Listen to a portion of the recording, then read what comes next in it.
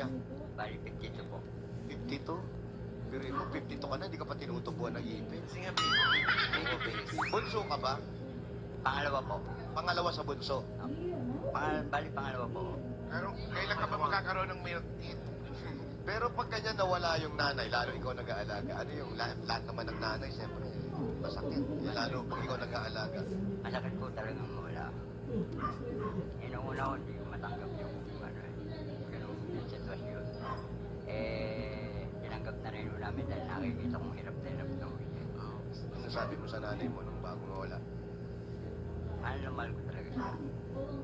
Si tatay, paano mo inaalagaan ngayon si tatay? Mukhang may sakit din si tatay. Oo nga po, meron din po. Anong nararamdaman ni tatay? May maintenance na rin po siya. Na mild stroke po siya. Pero diretso pa rin ang check-up. Opo. Ibig sabihin, ito mapapanalunan mo ngayon, ito ba itutulong mo sa kanila? Opo, bali